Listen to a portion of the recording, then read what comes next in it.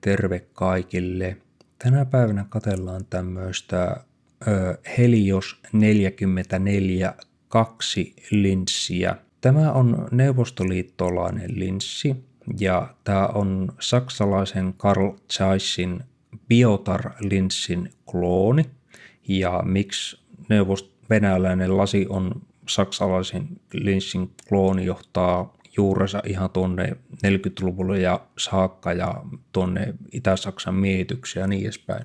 No kumminkin, koska tämä on vanha lasi, tämä on täysmanuaalilinssi, eli tarkennus hoidetaan käsin ja tämä aukon säätö tapahtuu tästä ylemmästä renkaasta. Ja niin tämä linssi kuin kaikki muutkin retrolinssit alkaa tänä päivänä olemaan tuolla maailmalla yhä enemmän ja enemmän arvostettuja. Ihmiset alkaa havaita, että hei, näitäkin voi vielä käyttää. Eli tämän linssin tosiaan saa ihan mihin kameraan kiinni, vaan kunhan vaan oikeat adapterit ja mitään speedboostereita ei tarvitse, koska sähköjä tässä ei ole. Ei mitään vakaimia, ei mitään automaattitarkennuksia eikä mitään tämmöistä, vaan ihan vanhaa kunnon mekaniikkaa. Ja kun kerran venäläinen linssi, niin minäkin tilasin tämän Venäjältä. Tämä tuli täältä Tomskin kaupungista, vai onko tämä Tomskin alue? No, oli mikä oli, mutta kumminkin täältä Siperiasta saakka. Ja tiukkaan kääreiseen oli Aleksei käärinyt tämän linssin.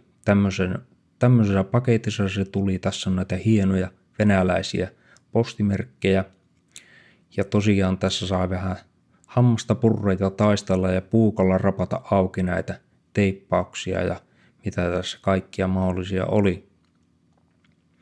Mutta sitten kun tämä oli saatu paketista pois, niin ei mitään muuta kuin ottaa adapteri ja kääriä linssi siihen. Ja tietenkin adapterin, koska tässä on M42 kiinnitys, niin adapterin kiinni ja se sitten kameraa ja sitten lähdetään kuvaamaan ja lähdetään me katsoa, että minkälaista jälkeä sillä tuli.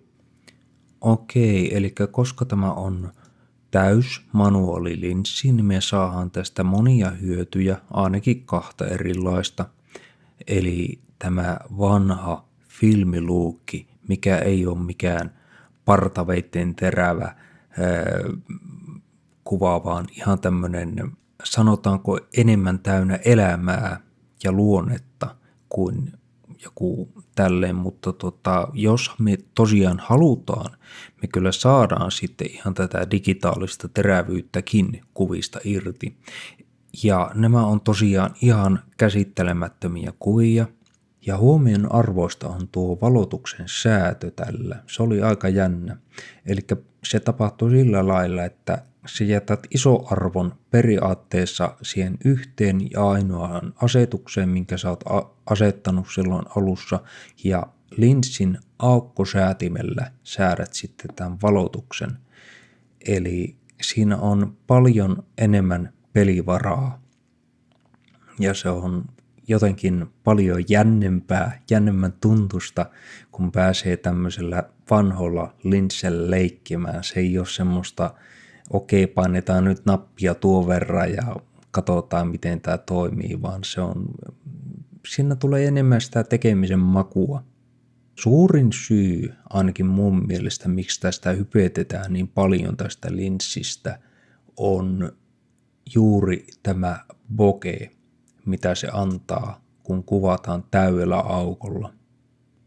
Ja tosiaan, mitä kauempana se tausta on tästä lähdekuvasta, niin se laittaa tuon taustan ihan sumuksi. Näihin kuviin ja näihin tunnelmiin, ja tämä oli tämä still-kuvakatsastus tässä. Ja seuraavassa osassa katastellaan enemmän tätä videopuolta, koska mä oon hyvin paljon innostunut videosta tämän linssin kohdalla, koska tässä pystyy nyt säätämään aukon ja tarkkuuden just niin kuin Cine-linsseissä pystyy.